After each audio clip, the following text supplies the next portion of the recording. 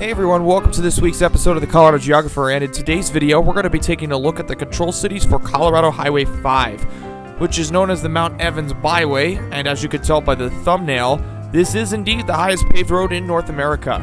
This road is incredible. I've always wanted to do this road, but I've never actually gotten the time to do it. This road is also incredibly difficult to drive and really expensive. Probably don't want to drive it if you don't have a lot of experience mountain driving. But anyway, if you like driving in Colorado, please leave a like on this video and leave a comment on what your favorite road is. And if you really enjoy this content, please subscribe. Colorado 5 is 15 miles long and goes from Colorado Highway 103, 13 miles south of Idaho Springs, and travels southbound up Mount Evans and terminates at the summit. Because southbound is going up the mountain, we are actually going to start southbound on this video, even though I typically do start northbound. Before we get started with this video, I do want to make a quick disclaimer. I do want to recognize, I do know that Mount Evans has been renamed to Mount Blue Sky, but on this channel, I am going to refer to this as Mount Evans for a couple of reasons. First of all, Google Street View has actually not updated since Mount Blue Sky was re-signed earlier this year, and the second reason is I don't like the new name of it. I don't want to talk too much about that because I don't want to upset anybody, but I'm just going to leave it as I don't like the new name. That's why on this channel, I am going to call it Mount Evans. Anyways, let's get into it. We are actually going to start here on Interstate 70 eastbound, traveling through Idaho Springs, and we are actually starting at Colorado 103's northern, quote-unquote, or western, I don't even know, terminus here on I-70, and 103 is signed for Mount Evans. This is perfect because Highway 103 used to go to Mount Evans. It's where 5 currently is, but 103 has since been removed to go to Bergen Park and meet up with 74, or sorta. And Colorado 5 has been signed since the 50s, and most of the traffic that gets off here goes on 103 to go to Mount Evans, so I do like it. Here we are jumping ahead to the northern terminus of Colorado 5, and 5 is going to be signed for Mount Evans, and 103 is going to be signed for Bergen Park. I'm kind of on the fence with, because Bergen Park is not a big place. I would sign Evergreen, even though the quicker way to get there is probably to go back to I-70. I think Evergreen is a little bit better because it's not that far away from Bergen Park, so that's why I'd sign that there. Here we are at Junction Colorado 5. This is the only reassurance shield for Colorado 5. There's no reassurance shields that are on Colorado 5 itself, which is a little weird. There probably should be another one, but I'll talk about it later. Here's the first few moments of southbound Colorado 5, which is where I would actually put the first reassurance shield of southbound 5 to let you know that, hey, you're on 5. Here's a look at Colorado 5 during, I believe, late October or early November. I forgot when Street View took a picture of this. This road is indeed closed during the winter months. I believe it is open from Memorial Day to Labor Day. You may notice that I put a toll marker at the signage for Colorado 5, and the reason why I did that is because Colorado 5 is indeed a toll road, and the fee for it is $10 for a 15-mile road. That is pretty pricey. Ugh. And it's even more if you take more people and drive a bigger vehicle. Yeah, this road's not very cheap, but the views are going to make it worth it. Here's a look at that toll booth. Technically, CDOT does not take it. This is for the U.S. National Forest, I believe, is what this is.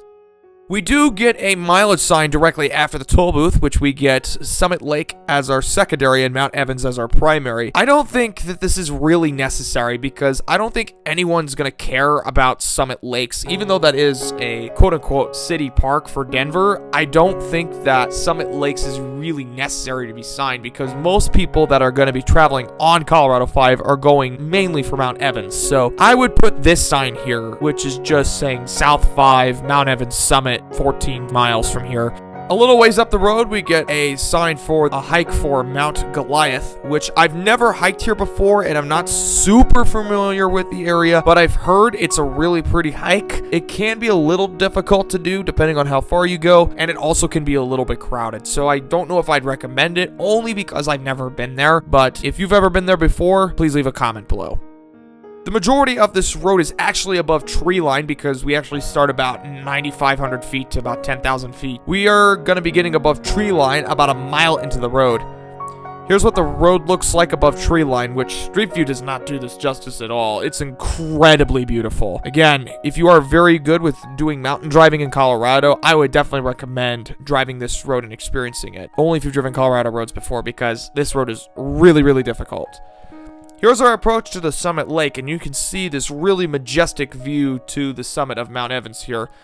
Here's a better look at Summit Lake, which, as I talked about earlier in this video, this is indeed a city park. It is owned by the city of Denver, which, mind you, we are about 50 miles southwest of downtown Denver, so this is kind of weird that there's a city park for Denver this far out, but this is also the highest city-owned park in North America at 12,680 feet, which this is, again, a beautiful lake. I would recommend definitely stopping here if you've got the time for it. Looks like there's also a lot of snow near the summit of Mount Evans, so Colorado 5 on this street view was closed near the summit, and it probably was closed near the summit for quite some time, and Street View hasn't been able to get here for a while. We're going to have to go all the way back to 2007, where crummy Street View is, in order to get a look at some footage.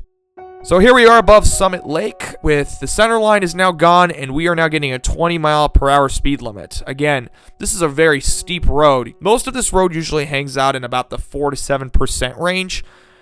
Here's a look at a switchback near the summit, and the higher up you go, the steeper they get. Nearly getting 10% grade here, which, again, as I talked about, this is not an easy road at all to drive on. Here you can see the switchbacks looking downhill. And then if you look to the right, we are on the last switchback before the summit. And here's the summit of Mount Evans, and Colorado 5 ends here in this parking lot. I feel like there should be a sign indicating that we are now at the parking lot, and Colorado 5 technically should end here, and here's the sign I'd put here. Even though that the elevation for the summit is inaccurate, this is what I found on Google. We're going to go back to the 2020 Street View now, and here's a better look at the parking lot that 5 dead ends into. And here's a better look overlooking those switchbacks, which, again, these do not look easy. Also, this view is absolutely incredible. And we get the formal sign for the summit of Mount Evans, which is at 14,130 feet. It is the 12th highest mountain in Colorado, and as we talked about, the pavement of the parking lot, we have officially reached the highest paved road in North America. You can actually go a little bit above this. If you hike, you can go about another 50 to 100 feet up in elevation, and you can get an absolutely amazing view at the more hikeable summit of Mount Evans, if I should say. Which, again, this looks absolutely amazing. All right, now that we've gotten to the southern terminus, let's go ahead and head back down. Here's our first switchback after the parking lot, and I would like to see a mileage sign here, mainly because it would be helpful to know how long it is to the bottom of the mountain, as well it is to get to the nearest city, which that being Idaho Springs. So this is what I would sign here, which I normally don't like having just one city after a road junction, but here I think it is okay because Idaho Springs is where I-70 is. Here's another look at those switchbacks again in that incredible view of that mountain range. Here's a look at Summit Lakes, this time facing the other way in the 2007 Street View. Here we are back at 2021, and this is probably my favorite picture that I've gotten to see of the highway, because, again, it's very rare for a highway in Colorado to even be above tree line, and it looks absolutely incredible. Here's another one, and every moment of this road on Street View looks absolutely amazing. I mean, literally every time I've put a pin down, I would say every second of this road is really, really beautiful. And on the left side here of the road, we get a mile 8 sign on the left, which means that it is counting down, even though we are heading northbound. Again, this is why I started with Southbound 5. To the right here, we are looking at Lincoln Lake, which feeds into Bear Creek, and I believe Bear Creek will feed into the South Platte River, if I'm correct, but I don't remember. A little bit farther down the mountain, here we are getting closer to the tree line, and right before the tree line, to the right of the road, is the Mount Goliath Nature Center, which explores the wildlife of the Mount Evans area. This looks like a really cool place, and it might be worth a visit here if you have the time for it.